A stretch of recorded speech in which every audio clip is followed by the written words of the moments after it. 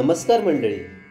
सुरुवातीला तर आम्हा बांदिवडेकर कुटुंबियांतर्फे तुम्हा सर्वांना भाद्रपद मासी गणेश चतुर्थीच्या भावपूर्ण शुभेच्छा.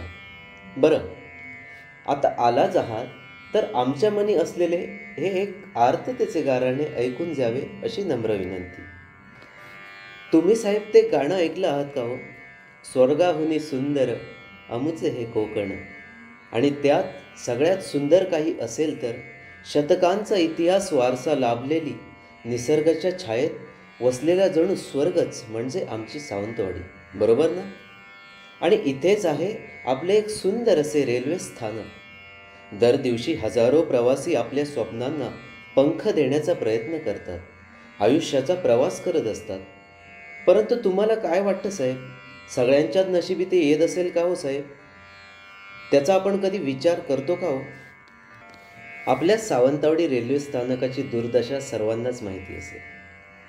कित्येक जलद गती, मध्यम गती रेल्वेंना इथे थांबाच नाही.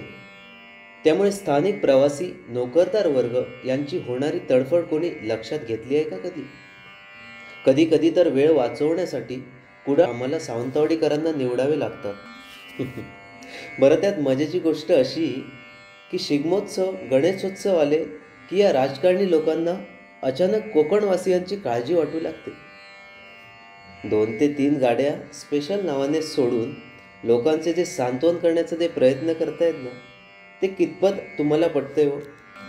त्याऐवजी जर आपल्या या सावंतवाडी स्थानकाला सावंतवाडी टर्मिनस असं नाव मिळालं तर किती सुंदर होईल हो. किती चांगलं वाटेल आम्हाला सावंतवाडी यांना. परंतु दुर्दैवाची गोष्ट अशी आहे की 10 वर्षांपेक्षा जास्त वेळ टर्मिनसचे भूमिपूजन झाले असून आजही प्रवाशांचे डोळे टर्मिनस कधी होईल याकडे लागून राहिले. एकीकडे ऐतिहासिक वारसा, आंबोलीसारखे जगप्रसिद्ध स्थळ, त्यात जागतिक नामांकन प्राप्त समुद्रकिनारे, एवढे सगळं वैभव आमच्याकडे असूनही आपला युवा आज रोजगारासाठी मुंबई, गोवा जीवन का जगतोय बरं?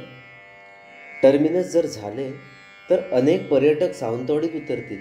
त्यातून कदाचित रोजगाराच्या कितीतरी नवी संधी निर्माण होतील. तेव्हा कुठेतरी आपली सावंतवाडी खऱ्या अर्थाने समृद्ध होईल. त्यातून कित्येक नवीन व्यावसायिक निर्माण होतील. कितीतरी युवा व्यावसायिकांना चालना मिळेल. बरं, तुम्ही सगळेजण या स्पर्धेनिमित्त का असेना इथे आलात आणि आमच्या मनी असलेले आर्ततेचे गाराणे तुम्ही ऐकून घेतलात, त्याबद्दल सर्वांचे